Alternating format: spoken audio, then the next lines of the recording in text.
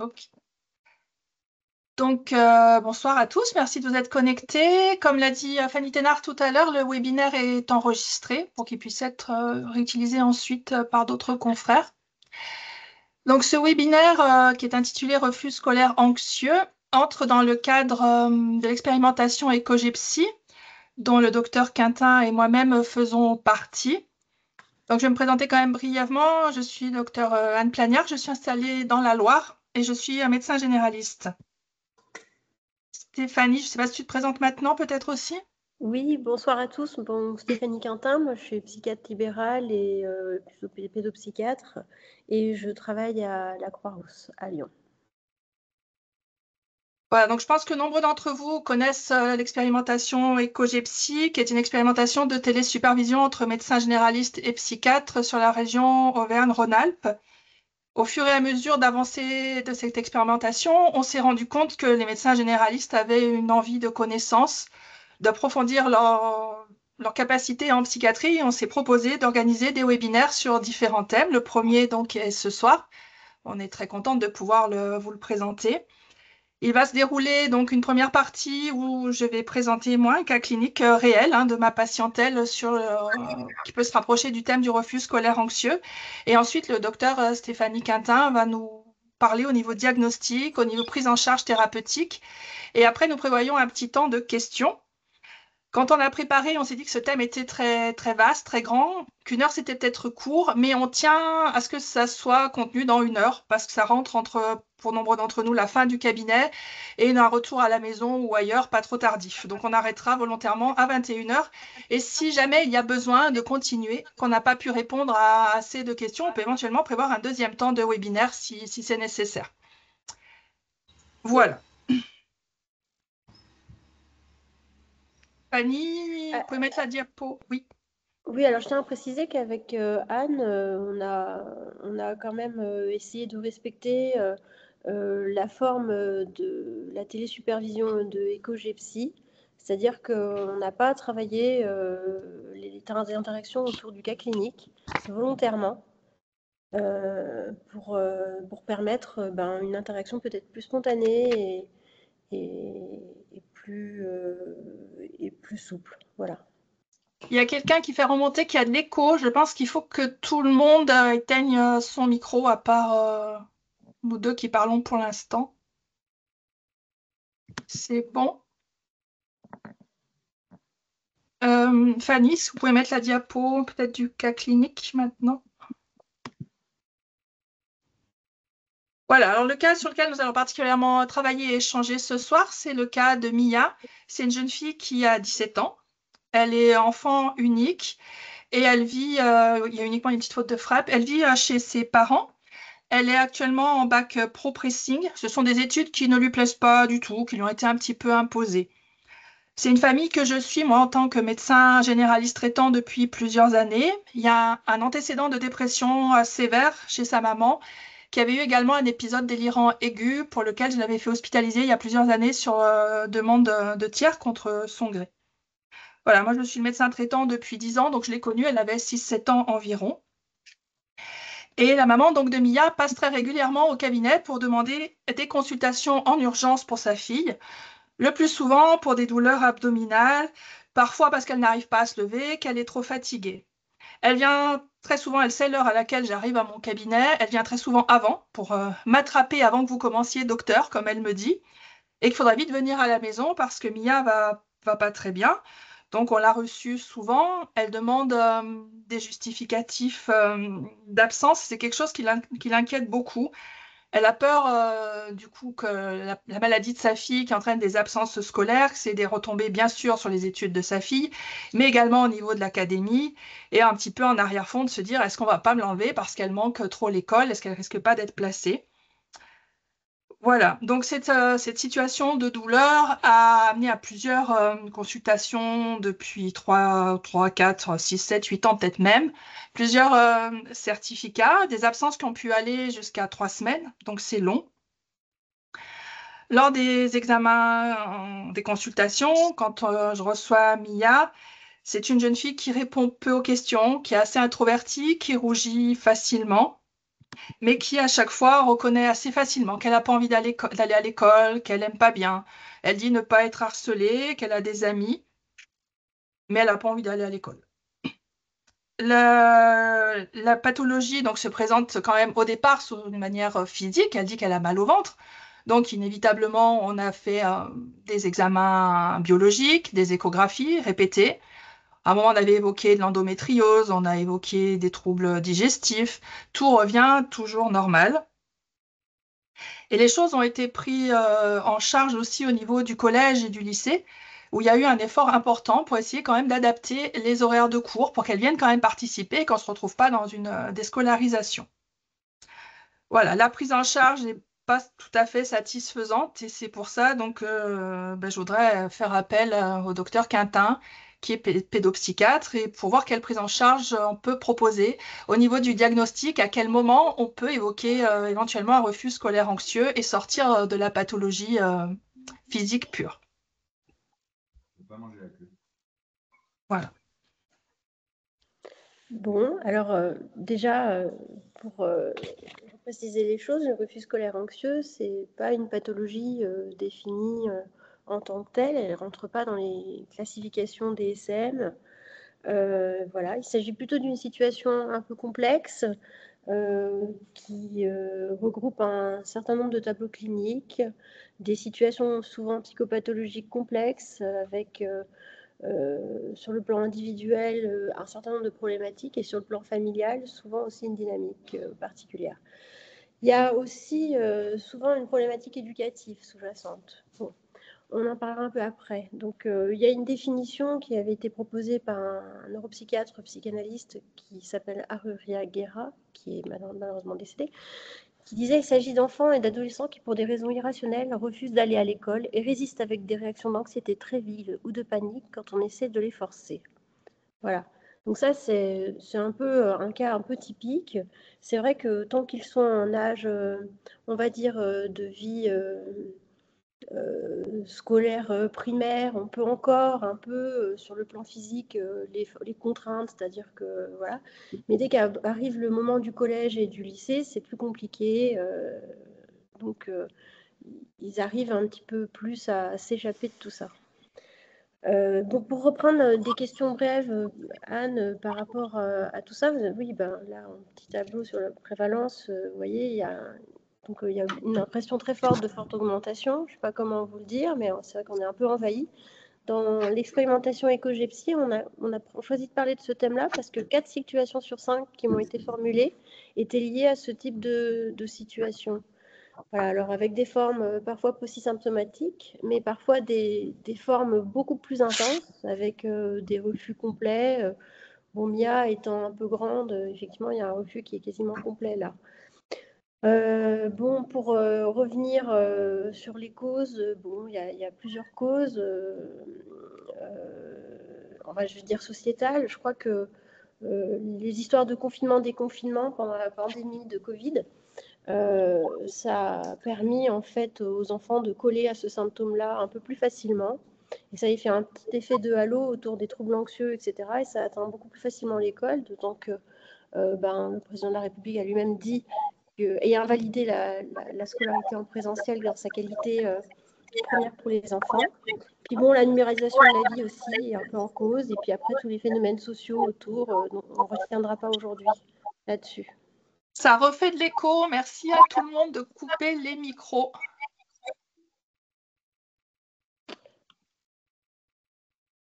Donc là, on a un cas assez typique puisque Mia a des symptômes, on va dire, d'une lignée physique, des plaintes assez importantes, la mère qui est vraiment tout le temps dans la boucle. Donc on va peut-être passer à la diapo suivante parce que vous voyez, là c'est une diapo qui va nous permettre peut-être un petit peu d'envisager un peu toutes les situations de façon un peu concentrique. Voilà, on va commencer par l'extérieur, vers voilà, jusqu'au truc de la personnalité, comorbidité, et puis après l'expression clinique à l'intérieur. Voilà, Anne, on va peut-être un petit peu passer à la période où je te pose des questions quand même. Je ne sais pas ce que tu en penses. Vas-y, vas-y. Voilà. Donc, tu as précisé, il me semble, que cette jeune fille avait eu des troubles de la séparation depuis longtemps, en fait. Est-ce que tu avais un peu exploré les choses Alors oui, c'est une enfant qui est très Ok. fusionnelle avec sa maman. Sa maman la protège beaucoup. Elle a grandi beaucoup avec elle. Le papa est présent dans cette situation, mais il y a eu des moments, on va dire, d'éloignement du père. Et, euh, et Mia restait beaucoup avec sa maman. Pour la mère, c'est son enfant unique. À l'âge qu'elle a maintenant, elle n'en aura pas d'autres. Et il y a une problématique aussi de placement dans la famille. Il y a des cousins qui ont déjà été placés. Donc ça, c'est quelque chose qui était très sous-jacent, qui était très anxiogène pour la mère de se dire, mais si elle va pas à l'école, si le médecin justifie pas l'absence, on risque de la placer.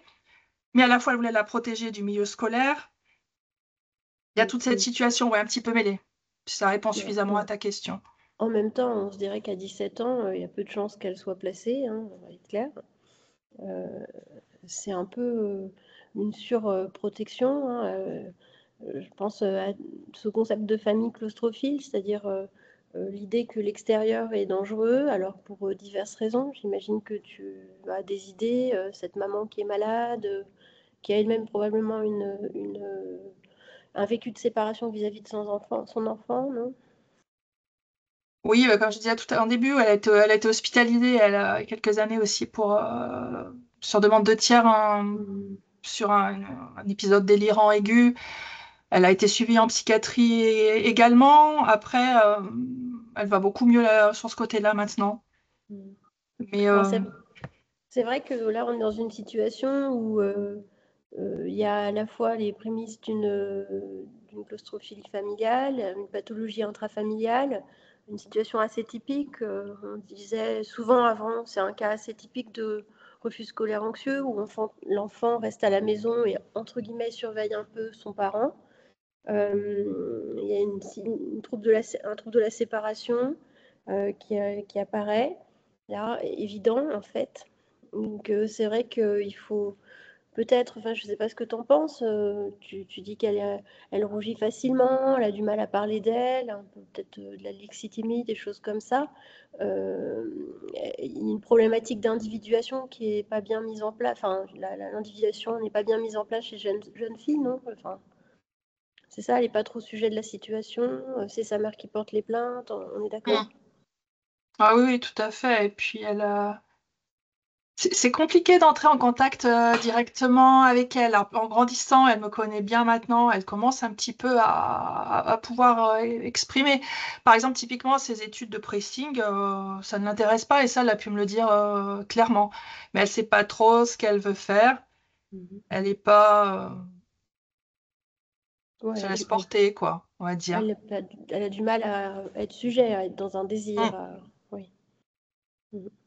Ou voir un petit peu comment de la question de l'environnement, on va dire un peu claustrophile, avec plusieurs degrés de défaillance, on va dire, dans le processus de séparation avec la mère, peuvent conduire à des expressions après un peu plus cliniques, hein, si vous regardez le bas du schéma, avec une polarité un petit peu anxieuse, psychosomatique, et des éléments un peu au niveau de la socialisation, un petit peu voilà, un peu des difficultés.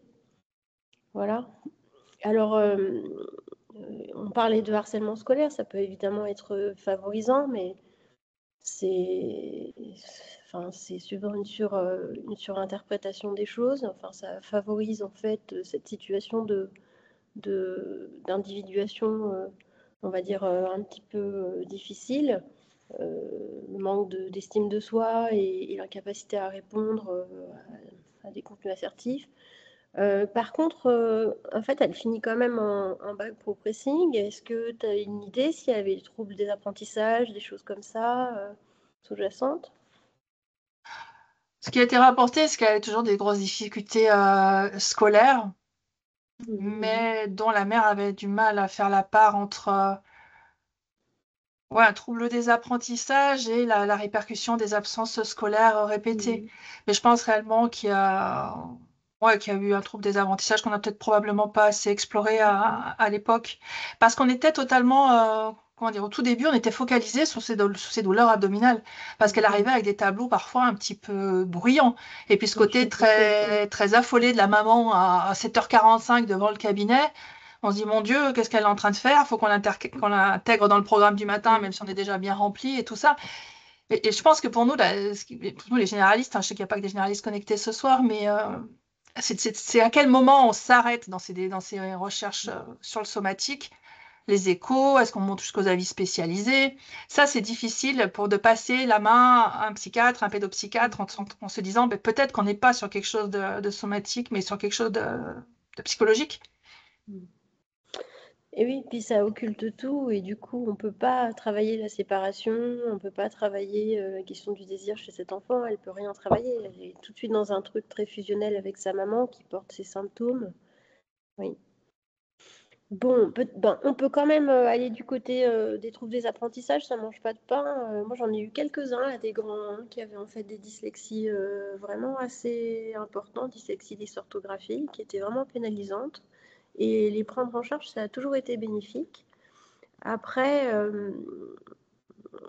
il ne faut pas aussi négliger le fait que dans ces problématiques de séparation individuation qui ne se font pas, la question en fait de je ne sais pas comment le dire concrètement, mais la façon de formuler les idées, etc., peuvent parfois être altérées parce qu'il n'y a pas d'initiative personnelle, quoi, une espèce de fusion qui atteint même le domaine des pensées. Voilà.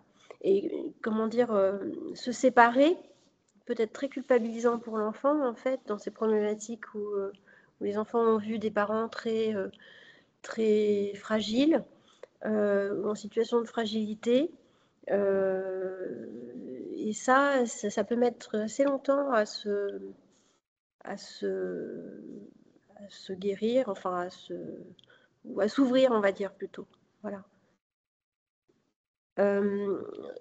Tu penses pas, enfin je sais pas, est-ce qu'elle a déjà été séparée de son milieu familial, c'est-à-dire partir en classe verte, des trucs comme ça, ou partir chez les grands-parents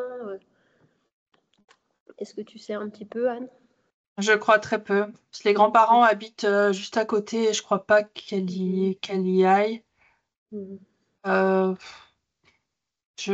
honnêtement, j'ai pas demandé, j'ai pas exploré dans ce sens-là, ou style, oui, la toute bête soirée pyjama chez une copine, ce style de choses, je sais pas.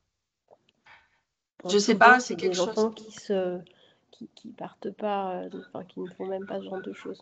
Bon, alors sur la prise en charge, enfin, du coup, là, on voit pas trop l'histoire d'anxiété de performance dans tout ça, hein, je le dis parce qu'à l'heure actuelle, euh, il y a quand même beaucoup plus d'anxiété de performance qui arrive au premier abord dans ce genre de situation. Mais c'est vrai que oui, là, c'est un tableau enfin, clinique assez classique finalement autour d'une problématique de séparation. Donc, ben, l'idée, c'est quand même de travailler la question d'être sujet dans la relation. Le mieux, ce serait de démarrer une psychothérapie si elle aurait envie. Alors, avant, idéalement, on hospitalisait les enfants, enfin les jeunes dans ce genre de situation. À un moment, il y a eu très longtemps, il était possible de faire des hospitalisations séquentielles. C'était vachement bien, ça, parce que ça rassurait tout le monde. Et puis, il y a un travail à faire avec les parents, enfin avec la maman surtout, qu'elle puisse gérer un peu différemment ses inquiétudes et puis aussi son positionnement éducatif et son propre trouble de la séparation. Voilà. Il y a peut-être aussi des choses un peu de ce côté-là à travailler. Bon, maintenant, il y a d'autres choses qui existent. Hein. Il y a, selon localement, mais comme là, on est sur une vaste région, on ne peut pas trop parler de tel ou tel dispositif. Il y a quand même des dispositifs qui existent, on va dire, semi-ambulatoires, des choses comme ça, auxquelles on peut se raccorder. Et en termes de traitement médicamenteux, bon, moi je reste assez classique. Je pense que quand même, avant de passer à l'acte d'un traitement médicamenteux, il faut déjà avoir entamé une psychothérapie.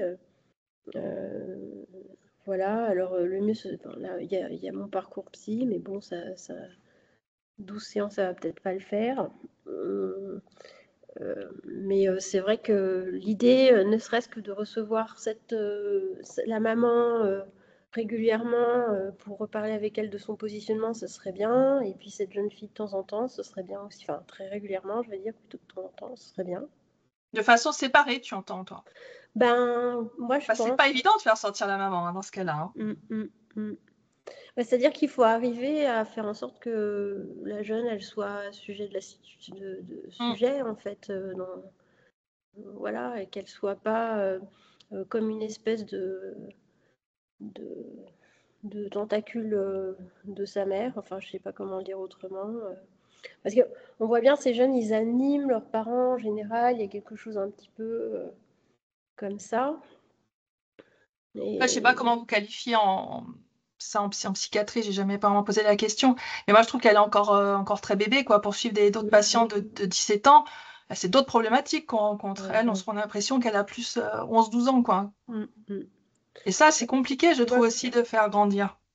oui, sur le plan affectif, hein, ouais, c'est pas une situation simple, hein. En plus, bon, le terme de refus scolaire anxieux, enfin, je veux dire, moi, j'aime pas trop parler en acronyme, mais quand on voit l'acronyme que ça représente, on voit bien en fait que ces grandes situations de dépendance et de claustration, ça évolue vers on va dire des situations sociales, affectives et personnelles pas très intéressantes, hein, et en fait, on voit le chemin parcouru et non parcouru, quoi. Mm. Ouais, Et c'est pas pas. Oui. facile. Mais en fait, vraiment, l'idée, je pense, de travailler avec la famille, enfin, c'est important, en fait, travailler le positionnement parental, même les représentations du monde scolaire, parce que des fois, il y a des parents, ils disent des trucs sur le scolaire terribles à leurs enfants, hein. Ils ont eux-mêmes leur trauma, bah, voilà. Parfois, on tombe sur des histoires encore plus atroces que simplement une hospitalisation pour une BDA, hein, Mm. ouais. Mais c'est vrai que c'est délicat parce que il faut pouvoir trouver le temps. Mm. Et les horaires scolaires adaptés, tu penses que c'est bien pour éviter une déscolarisation, que c'est les mettre quand même Ouais. à part? Tu l'abordes comment, toi, dans ta pratique, Moi, ça? je pense qu'il faut. Alors bon, en tant que pédopsie, moi, je vais dans les écoles. Alors, mais je fais une pratique un petit peu, peut-être un peu trop engagée. Moi, je vais dans les écoles pour faire des réunions scolaires. Pour soutenir la scolarité. C'est-à-dire que comme tout le monde parle d'une même voix en disant la scolarité c'est important, mais on conçoit que c'est trop difficile pour toi, qu'il t'arrive d'avoir mal au ventre, qu'il t'arrive d'être trop fatigué, qu'il t'arrive de faire une crise d'angoisse.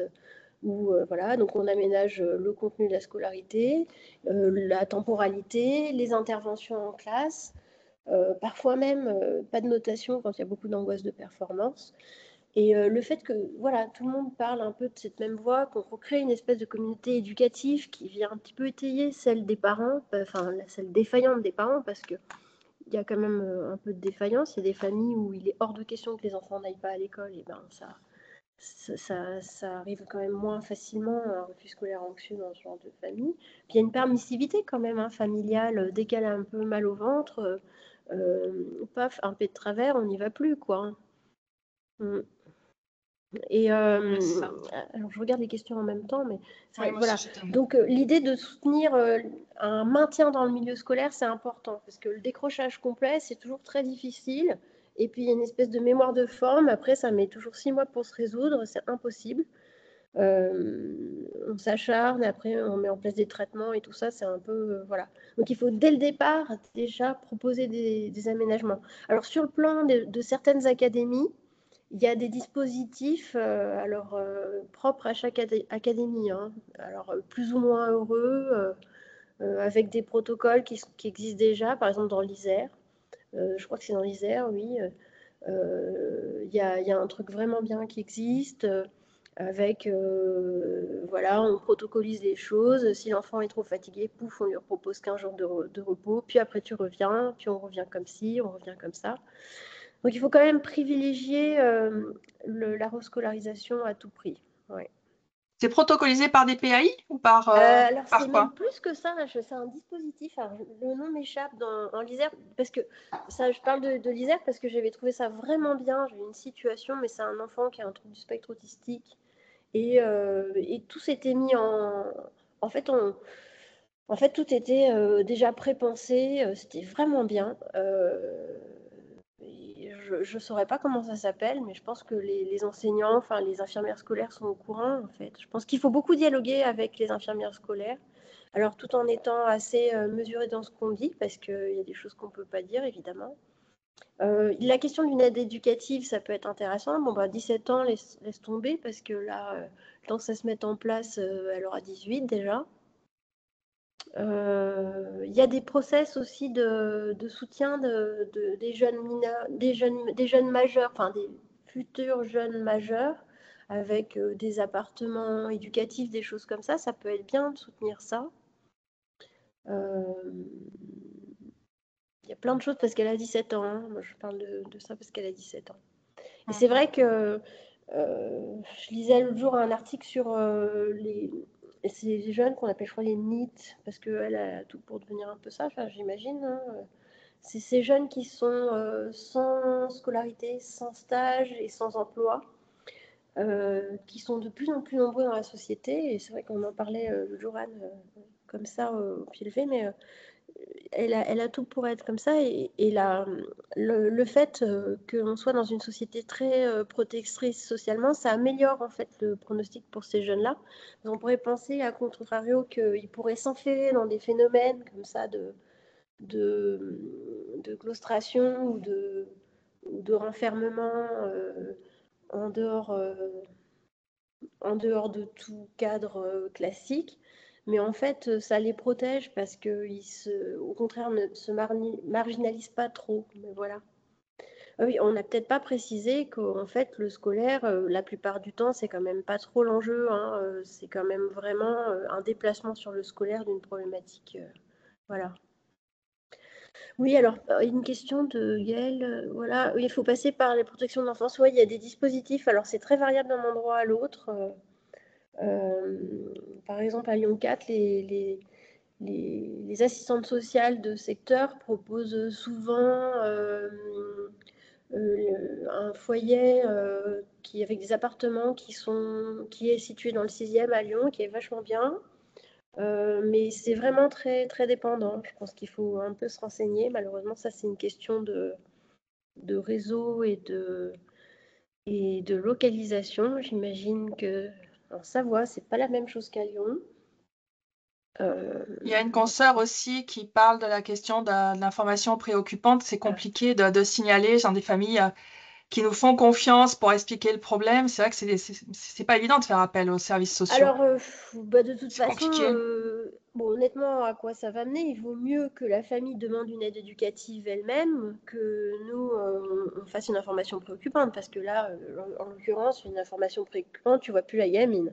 Mm. En même temps, en théorie, l'établissement scolaire au-delà, enfin, en dessous de 16 ans, est quasiment obligé de signaler une absence. C'est vrai que la question de faire des certificats médicaux, du coup, d'absence, elle est un petit peu contre-productive, puisque du coup, Mm. l'établissement ne fait pas de signalement d'informations préoccupantes s'il y a des certificats, sauf s'il voit une trop grande souffrance ou une absence de soins, évidemment. Mm. Là, c'est vrai qu'on a eu de la chance. Ils ont plutôt réagi dans ce sens-là en disant, mais on va adapter la scolarité pour qu'elle vienne, quoi. Mais c'est pas toujours comme ça que ça se passe. Ben oui, elle est tombée dans un établissement bienveillant, ça c'est une chance, c'est un facteur favorisant un rétablissement, on va dire. Alors c'est vrai que je ne sais pas si ce que vous pensez vous tous là, enfin oui, le lien avec l'infirmière EN, oui, effectivement, ouais, ça peut être intéressant, ouais. C'est bien de bien les connaître, évidemment, sur le secteur sur lequel on travaille. Les médecins scolaires aussi, hein, c'est un petit peu intéressant de les connaître. Mm. Moi, je sais que personnellement, j'essaye de manger 2 fois par an avec celle qui est le plus près de mon cabinet. C'est toujours sympa en plus. Hum, Qu'est-ce qu'il y avait? Bon, la question des traitements médicamenteux, puisqu'il faut en parler, quand même, ça dépend vraiment de la situation, mais si vraiment il y a quelque chose de plutôt dépressif, j'irais plutôt sur de la fluoxétine, c'est peut-être ce qui est le mieux, mais là, c'est pas le cas, hein, bien sûr, hein, je dis ça comme ça. Et puis éventuellement, si c'est plus anxieux, de la sertraline. Bon, ceci dit, normalement, il ne faut pas commencer tout de suite. Il faudrait déjà un peu essayer de mener un peu un suivi psychothérapique, quoi. La question de l'hospitalisation, bon, ben, à l'heure actuelle, on ne peut plus hospitaliser comme ça des ados, hein. Enfin, je sais pas, vous travaillez tous, mais je crois qu'à Lyon, c'est pas possible comme ça, surtout dans une situation de ce type-là. Euh, C'est à réserver vraiment quand il y a des crises, on va dire, suicidaires ou des grosses crises comportementales. C'est une fille, donc ça risque moins d'être très comportemental. Mais j'en avais eu un une année qui était pourtant qu'en sixième. Il faisait des crises classiques à tout casser à la maison. Évidemment, une fois, les parents ont appelé les pompiers. Bon, il est resté qu'une nuit à l'hôpital, mais ça avait aussi permis à la famille un peu de se reposer, parce que cet enfant était complètement tyrannique. Voilà. Mais c'est vrai que c'est quand même tellement difficile d'hospitaliser. Alors pour les plus grands, il y a aussi les... Ah, bah, c'est une chance, sur Valence, on peut encore hospitaliser, mais ça c'est parce que... Voilà, Internet Cuisine pour baisser. Oui, alors ça peut marcher, effectivement, les anxiolytiques. Moi, j'essaye de pas trop en prescrire, mais c'est le privilège du psychiatre de peut-être essayer de pas trop prescrire d'anxiolytiques. J'ai vu qu'il y avait Robin qui était connecté ce soir. Robin, il fait des choses très intéressantes en termes de gestion de l'angoisse, plutôt TCC. Ça peut être intéressant, ça aussi, parce qu'on n'a pas parlé des orientations des psychothérapies, mais ça peut être très intéressant. C'est vrai qu'en tant que pédopsychiatre, comme on voit très souvent, enfin on essaye de voir souvent les enfants, on arrive un petit peu à calmer le jeu côté des anxiolytiques. Alors c'est vrai que pour la rescolarisation, surtout quand on est dans des périodes où il va y avoir les vacances scolaires, donc les vacances scolaires, apaisement total, tout le monde va bien. Parfois même, quand même, il y a un peu de la claustration quand même à domicile. Mais voilà, c'est souvent des enfants, tout le monde se dit alors. Et puis après, la fin des vacances arrive, pouf, ça repart. Bon, pourquoi pas mettre un petit peu d'atarax comme ça, bien sûr, dose filée. Pour les plus grands, peut-être un peu de lysanxia. Euh, voilà, alors toujours faire attention effectivement à ce que les ados n'aient pas à disposition les médicaments, parce que ça, malheureusement, même quand on le dit, les parents ne font pas attention. Euh, voilà. Toi, là-dessus, tu conseilles vraiment que ce soit le parent qui donne le traitement à l'enfant. Ouais, bon, enfin, après, on dit qu'il faut les autonomiser, mais il y a des trucs sur lesquels. Ou alors, on donne un pilulier avec 4 jours d'avance, mais pas la boîte entière de fluoxétine ou le flacon entier de Lysanxia parce que c'est des gouttes. Mais c'est Mhm. compliqué, hein. C'est compliqué. Mais après, bon, ils trouvent toujours quelque chose. C'est peut-être moins gênant du Lysanxia que d'autres choses, mais je sais pas. Enfin, ça me semble un peu logique, enfin, qu'on laisse pas traîner les médicaments dans une maison, mais ça. Non, mais c'est important de le préciser parce que je pense que c'est pas si évident que ça dans les familles, hein. Bah non, c'est pas si évident. Puis Mhm. après, on se retrouve avec des gamins qui prennent le traitement du père pour Mhm. je ne sais quoi. Parfois des trucs comiques, hein.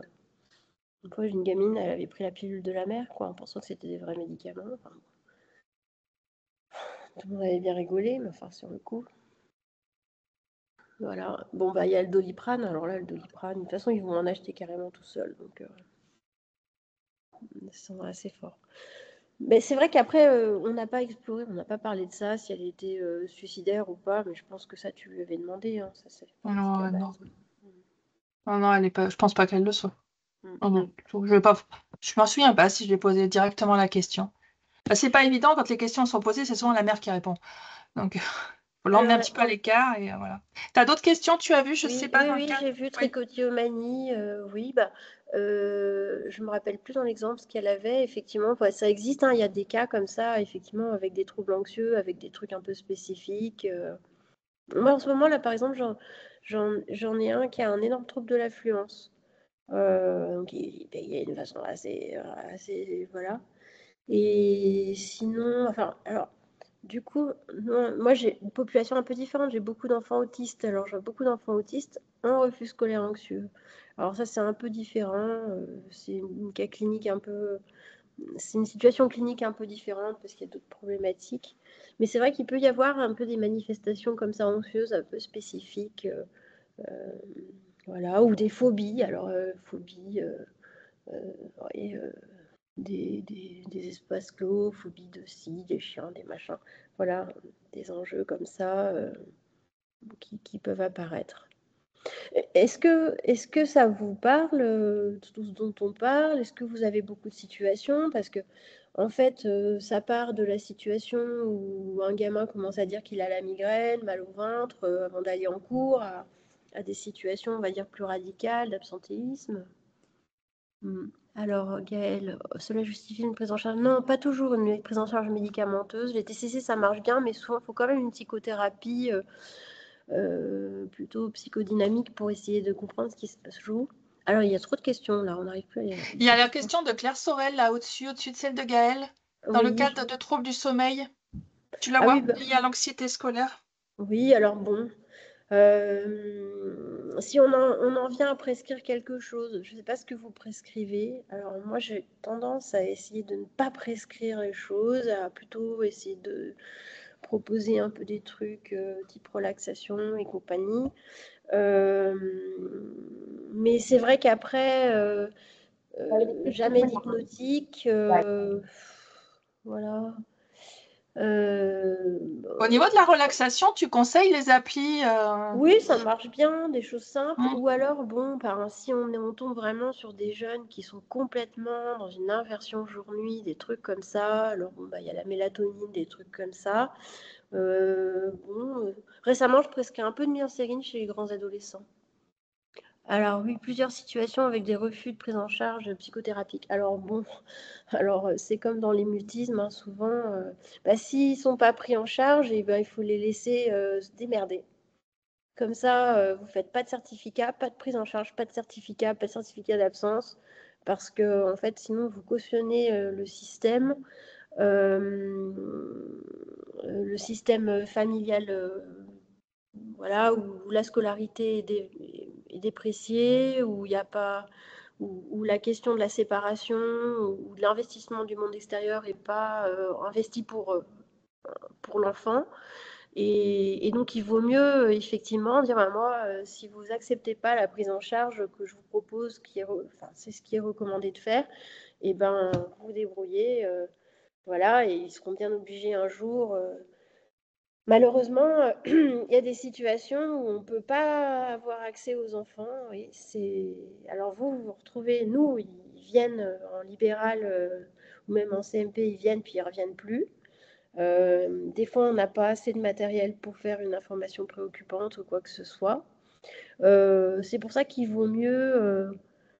Oui, les certificats, on n'a déjà plus besoin de les faire, mais si pour des absences aussi longues, je pense que les écoles vont continuer à le demander, les lycées, les collèges. Il y a trop de questions, là, c'est génial. Voilà, regarde, tu as de quoi t'occuper. Attends, je vais me mettre alors. Caroline, alors, situation avec des soins d'une fratrie avec un enfant TSA sans aucun aménagement. Deuxième enfance. Oui, c'est assez classique, hein. J'ai fait tout ce que j'ai pu pour l'enfant TSA, mais que faire dans le cas d'une douleur chronique? Ouais, alors, c'est très intéressant parce que dans le cadre de TSA, il y a toutes les problématiques spécifiques du TSA, notamment la sensorialité et puis tout ce qui est trouble du tonus, hypertonie, hypotonie, hein, vous les voyez, moi je raconte souvent le truc, j'en ai un grand. Une fois, je l'ai vu dans la rue, alors je prends un livre que j'ai là. Et je sais pas, il se promenait avec un livre et il marchait dans la rue, mais comme ça, en regardant comme ça. Voilà. Donc évidemment, ils ont mal partout, ces gens-là. Donc il faut faire souvent de la psychomotricité, même pour les grands. Et moi, j'aime bien aussi que le psychomote travaille avec un kiné parce que souvent, tout est là, tout mou et tout ça. Et donc, travailler la sensorialité aussi, parce que il doit y avoir des trucs. Euh, alors, quel impact d'une rupture de lien avec la famille si placement? Merci. Bon, alors bon, protection de l'enfance, bon, quand même les placements, c'est quand même pas le plus souvent qu'on place, surtout si l'enfant est diagnostiqué TSA. Mais par contre, il y a peut-être possibilité d'un travail avec la famille, avec des éduques, une équipe psychologue éduque par la protection de l'enfance. Alors certainement avec des délais de mise en place de ce genre de dispositifs. Bon, je dirais que bon, à l'heure actuelle, je ne veux pas minimiser le risque de placement, mais quand même, à l'heure actuelle, pour être placé, je ne sais pas si vous avez un peu du recul là-dessus, j'imagine plus, mais c'est quand même compliqué, hein, pas trop de place, et plus ils sont grands, moins ils ont de chances d'être placés. Voilà. Après, ça peut toujours un peu faire peur aux familles, d'ailleurs, c'est bien symptomatique, hein.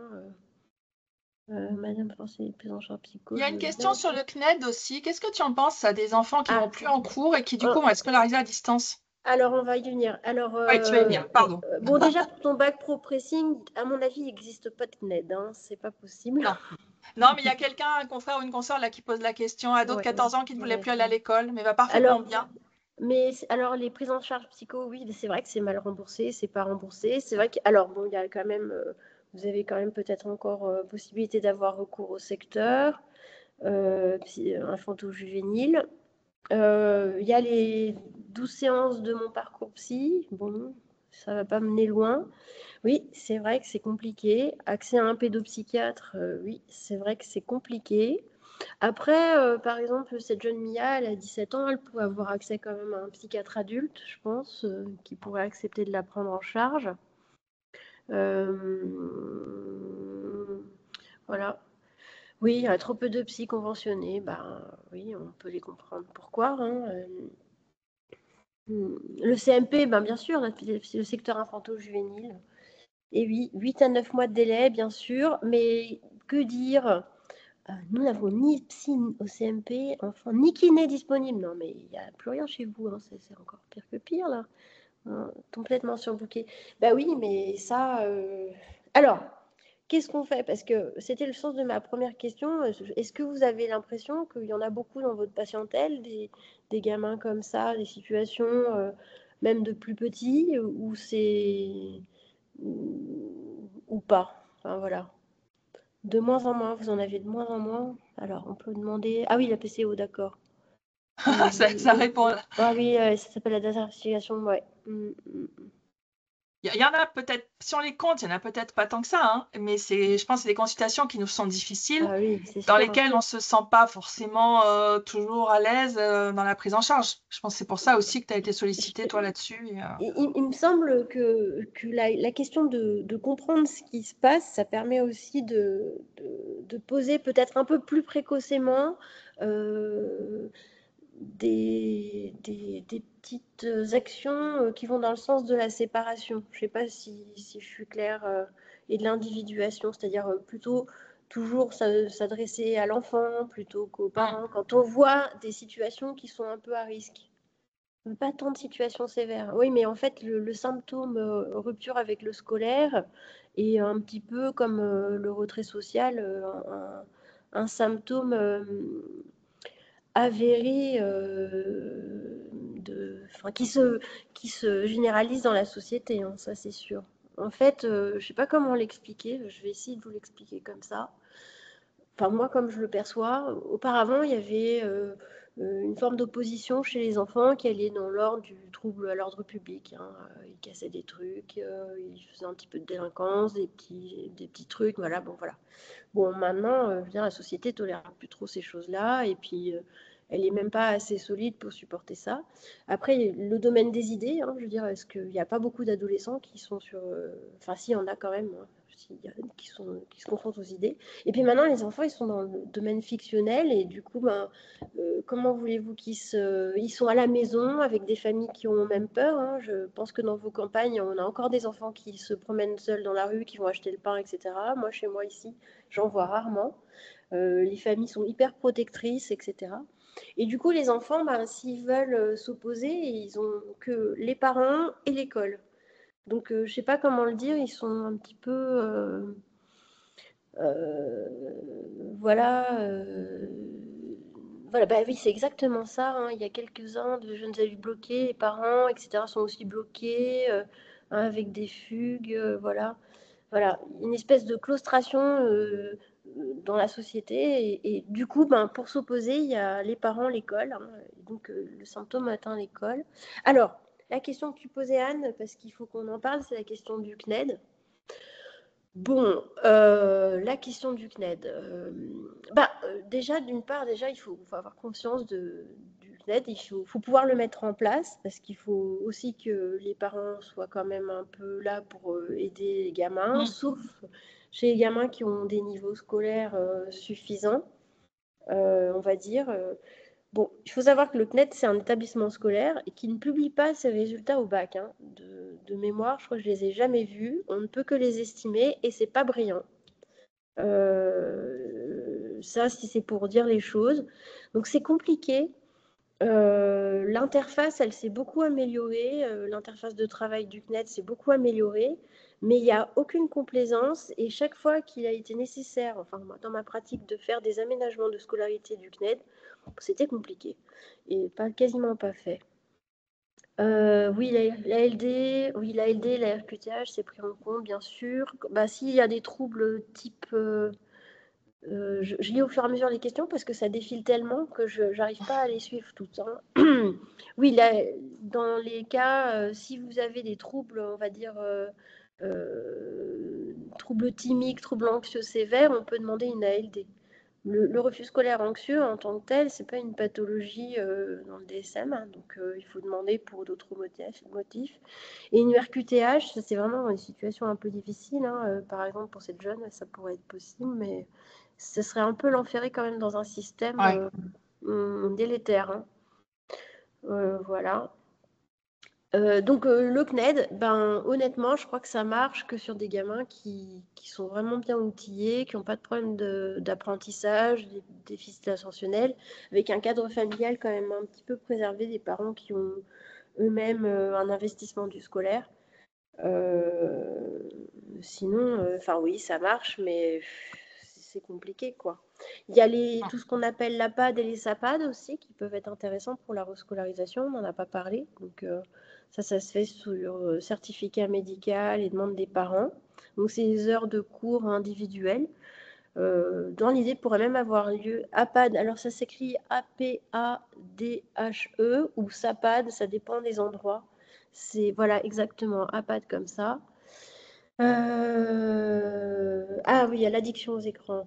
Alors on va finir sur quand même l'APAD et le SAPAD. C'est que quelques heures, il faut essayer de le demander le plus tôt possible dans l'année parce que sinon après il y a un nombre d'heures qui sont limitées budgétairement et il n'y a aussi pas trop de professeurs disponibles. Et ça peut permettre, notamment dans certaines matières, de maintenir le lien avec le scolaire et progressivement de réintroduire le scolaire. La présence, hein, je veux dire, en scolaire. Alors, Ce sont l'addiction des aux profs de écrans. l'éducation nationale qui font ça, Stéphanie? Oui, c'est profs Oui. d'éducation nationale, c'est forcément les profs de l'éducation nationale, oui. C'est Ok. des heures supplémentaires pour eux, effectivement, voilà. D'accord. Alors, l'addiction aux écrans. Ça fait partie aussi de l'ambiance claustrophile, hein. On est plus tranquille quand on a les enfants qui regardent la télé que quand ils sont dehors. C'est facile. Je pense que c'est pas l'addiction aux écrans qui commence le problème, mais c'est plutôt une des conséquences. Euh, c'est sûr que en plus, ça met jamais les enfants en contact avec des contenus, on va dire positifs, hein, parce que on prend l'exemple de jeunes filles comme Mia, elle pourrait très bien regarder des trucs et foncer dans d'autres symptômes, puisque, comme vous le savez, les réseaux sociaux, par exemple, ça fait une espèce d'entonnoir pour aller vers certains symptômes. Je ne sais pas si vous avez déjà essayé. Moi, j'ai essayé sur Instagram de liker des trucs un petit peu sur la santé, le fait d'être mince, etc. En 2 jours, j'ai vu arriver sur mon Insta des trucs effroyables. C'était horrible, horrible. Donc c'est très vite fait de s'enferrer dans des trucs terribles. Alors c'est vrai que ça n'aide pas. Surtout qu'après, il se trouve plein de pathologies, surtout à 17 ans, hein. Plus jeune, c'est encore autre chose. Voilà. Non, pour moi, c'est pas l'addiction aux écrans qui commence le problème, mais ça fait partie du problème. Voilà. Alors, indice, la On te mère repose fait des des questions conneries. sur la PAD aussi. La demande se fait auprès de qui? C'est un Ouais, dispositif pour tous les âges. ouais.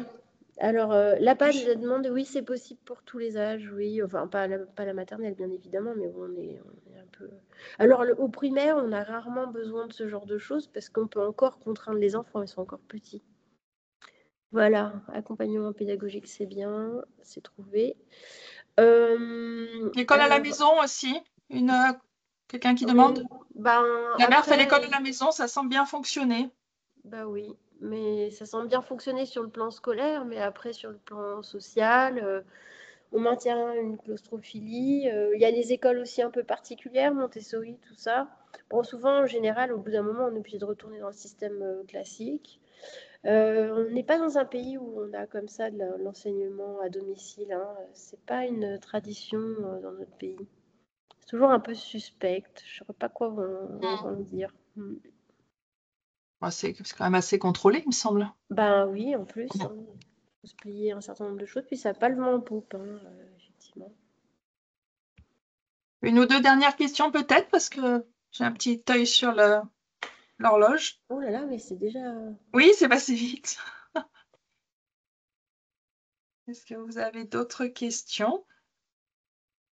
Bon, Ou est-ce qu'il y a des questions auxquelles on n'a pas répondu, que vous voulez reposer? on peut peut-être remonter le fil des questions parce qu'on n'a pas tout. Oui, on n'a pas du tout fait. Ah, les scarifications, demandait. Ah, Oui, il y avait une question qui était passée. Oh, je ne sais plus où elle est.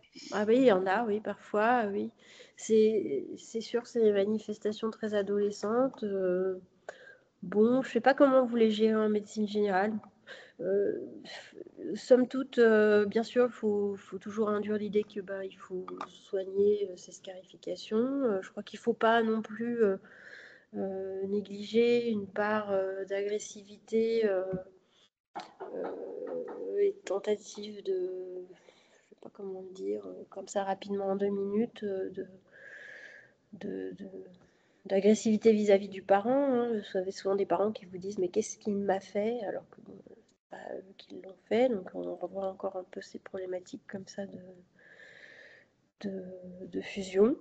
Euh, Moi, je crois que nous, les pédopsychiatres, on les traite peut-être avec beaucoup plus de distance, et ce qui fait que souvent ça disparaît assez rapidement quand on échange avec l'adolescent très régulièrement et qu'il a un lieu de parole. Euh, ça disparaît quand même assez rapidement. Mm. Je sais pas si j'ai répondu à la question, parce que je sais pas quelle était la question. Qu'est-ce qu'on fait quand il y a des scarifications? C'est ça, peut-être. Il y a deux questions très pratico-pratiques. La liste des dispositifs locaux en fonction des régions, ça, on peut tout à fait y travailler dans le groupe EcoGPSy, Mm. essayer de vous trouver cette info. Mm. Et la mise à disposition du webinaire, oui, oui, bien sûr, c'est pour ça qu'il est Mm. enregistré. Donc voilà. Ah, on Et voit au là, final, il y a un cas avec une fugue, avec des fugues, il appelle les pompiers. Ah oui, moi j'en avais eu un comme ça, qui avait fugué de la maison parce qu'on lui avait dit demain tu vas en cours, c'est sûr. Le père s'était fâché tout rouge. Mm. Il est allé chez son meilleur ami, parents qui l'ont ramené immédiatement. Mm. Jeune Bouquet, genre milieu pro, oui, les fameux NIT. il y a une dernière question là aussi. Enfant avec un côté tyrannique, explosion de colère au domicile, y a-t-il intérêt à un traitement? Il faut voir vraiment s'il y a un trouble de la personnalité sous-jacent ou des éléments très dépressifs, effectivement, mais ça c'est au cas par cas. C'est vrai qu'on a des enfants quand même. Alors moi je trouve qu'on en a moins qu'à un moment, des enfants très tyranniques, euh, avec quand même, moi, je trouve, une complaisance parentale à chaque fois. Je pense que parfois, dans le cadre des refus scolaires anxieux et tyranniques comme ça, moi, ça s'est souvent un peu résolu une fois qu'ils avaient fait 2-3 passages aux urgences. Je ne sais pas pourquoi, euh, en se disant, bah non, mais ça va pas marcher, en fait. Il y a souvent quelque chose qui n'est pas dit derrière ces explosions tyranniques. Je pense à un jeune, il y avait une problématique transgénérationnelle très forte. La mère avait été adoptée et avec son frère, donc une fratrie qui avait été adoptée. Et le frère de cette mère était mort dans un incendie. Et on n'avait jamais dit en fait à ce gamin ce qui était vraiment passé parce que c'est vrai que c'était effroyable. En fait, ce type était schizophrène et il avait mis le feu à la maison là où il habitait, quoi, en fait. Et la mère n'avait jamais réussi à dire à ses enfants qu'elle était adoptée, qu'il y avait quelque chose d'une... Elle était très angoissée, très... vraiment pas bien. Et puis, il faisait des grosses crises comme ça. Et puis un jour, il arrive au cabinet, il se met à hurler chez moi, etc. À m'insulter. Et puis sa mère a dit, mais maintenant, ça suffit. En fait, tu me fais penser à mon frère. Quand tu fais ça, c'est horrible pour moi. Et là, le gamin, il se met à pleurer, pleurer, pleurer. Et puis, je dis, bon, ben, il est temps qu'on prenne le temps de discuter de tout ça, quoi. Et après, ça s'est calmé. Ce gamin est revenu après très régulièrement de lui-même, sans forçage, etc. Et il s'est même excusé d'avoir été effroyable avec moi. Euh, Après, moi, je l'ai rassuré. Je lui ai dit, écoute, on était là pour entendre qu'il y avait quelque chose qui n'allait pas. Voilà. Et pour la petite histoire, Zema, maintenant, il est en école d'ingé. Et donc, ils habitent dans la rue à côté de mon cabinet. Et l'autre jour, je l'ai croisé. Enfin, l'autre jour, c'est juste après, il y a 2 ans. Là. Ouais, il doit finir là, son école d'ingé, avec sa petite copine. Et il a traversé la rue avec sa petite copine pour me la présenter en me disant, tu vois, sans elle, eh ben, je ne serais pas allée en école d'ingénieur. Et c'est vrai que moi, j'ai supporté beaucoup dans cette histoire-là, mais c'est surtout la famille, au bout d'un moment, ils ont dit le ras-le-bol, quoi. La maman, elle a dit ce qu'elle avait à dire, et ça avait quand même pas mal aidé. Voilà. Donc il y a quand même souvent des histoires un petit peu comme ça, sous-jacentes, et c'est sûr qu'en médecine générale, c'est un peu difficile peut-être de les faire sortir. Alors j'ai 2 jeunes patients dans ma plan avec des Il va violences bientôt parentales en falloir qu'on famille. conclue, hein, de toute façon. Tu peux répondre à Euh, cette dernière question? alors ça, c'est très compliqué. Les neuroleptiques ont-ils un intérêt? Alors c'est déjà, vous parlez de TADA, est-ce qu'ils ont déjà de la Ritaline? Il y a probablement quand même aussi quand même une problématique éducative, j'imagine. Bon, ça reste des situations assez complexes, hein, neuroleptiques. Peut-être pour passer un cap, mais peut-être pas plus que ça. À partir de quand, finalement, un centre d'état jeune justifie une absence scolaire? Hmm. De l'arrêt pour l'année? Ah non, mais quelle horreur. Bah non, on fait pas des arrêts pour l'année, hein. Faut pas, hein. Je pense que c'est comme chez les adultes, il faut renégocier le truc régulièrement. Mais là, c'est la psychologue qui est complaisante avec la jeune fille. Bon, normalement, un syndrome dépressif chez un jeune, quand on le soigne, ça passe. Sinon, c'est pas juste un syndrome dépressif, quoi. Oui, On c'est... s'arrête là pour ce soir. Mm. Tu continuerais à nous apprendre des choses Ah, jusqu'au je bout de sais la pas. nuit. C'est Bon, dit. j'espère que, Bon, voilà, que ce merci séminaire en vous tout aura cas. intéressé. Moi, j'ai encore appris des choses en t'écoutant, en discutant Bah, avec toi. merci C'est beaucoup pour votre attention. Voilà, on espère que c'est le premier d'une série. Donc, s'il y a des Mm. sujets, des thèmes que vous souhaitez voir abordés, bien, n'hésitez pas à nous le faire savoir. S'il y a des Mm. thèmes voilà, qui sont demandés par plusieurs, on essaiera de les privilégier. Nous, celui-ci nous avait paru important parce que voilà, Stéphanie avait eu des demandes là-dessus. Voilà, vous Mm. avez l'air d'être content vu les retours que vous mettez là. Oui, puis voilà, c'est vrai qu'il y a beaucoup de demandes sur ce sujet-là. Je pense que c'est vraiment assez présent en fait dans vos pratiques. Mm. L'idée, toujours, hein, des COGEPSI, c'est de la confraternité entre nous tous pour apporter les soins les mieux adaptés à nos patients et aussi pouvoir échanger pour travailler bien et être bien dans notre exercice professionnel. L'enregistrement, je vois que c'est redemandé. Je pense que normalement, Madame Mauchon de l'URPS va vous envoyer un lien quand elle va revenir de congé, à moins que ce soit Fanny qui s'en occupe, je ne sais pas. Mais en tout cas, voilà, vous l'aurez. Le format, on le maintiendra en 1 heure pour d'autres webinaires, parce que je pense que c'est un format qui va bien, qui n'est pas trop prenant dans nos emplois du temps. Voilà, un immense merci à toi, Stéphanie, pour tout ce Merci, en que tout tu cas. échanges là. Merci et bonne soirée alors. Bonne soirée à tous. Au revoir. Au revoir.